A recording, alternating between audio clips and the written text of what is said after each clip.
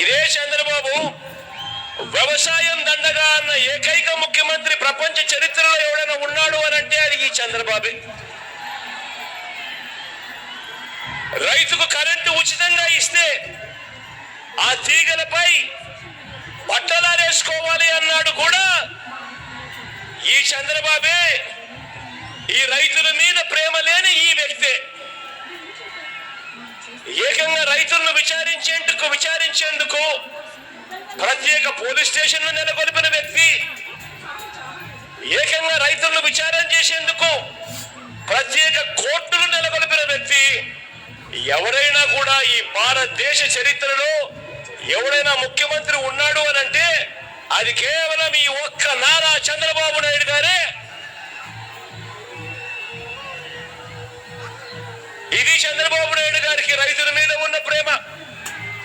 సరే ఇదంతా గతం. మీ అందరికీ బాగా గుర్తు ఉండే ఉంటుంది కదా.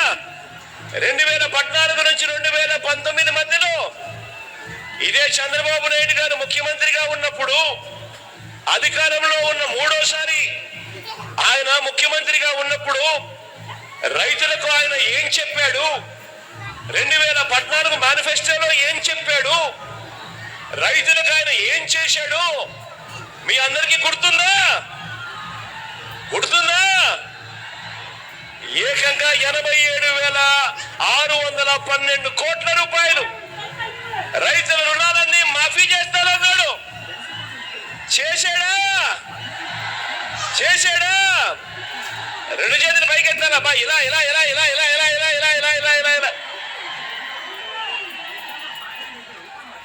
రైతులకు పగటిపూటే 12 గంటల పాటు ఉచిత విద్యుత్ ఇస్తానన్నాడు. ఇచ్చాడా?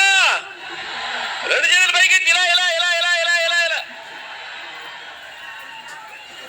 బ్యాంకుల్లో పెట్టిన బంగారం విడిపిస్తానన్నాడు. విడిపించాడా? రెండు చేతులు పైకెత్తాలబ్బా. ఇలా.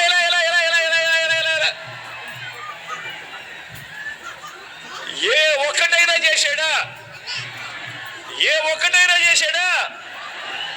పైగా రైతులకు 0 వడ్డీ ఎగరగొట్టేశాడు. ఇన్పుట్ సబ్సిడీ సైతం 2017 నుంచి ఎగ్గొట్టేశాడు.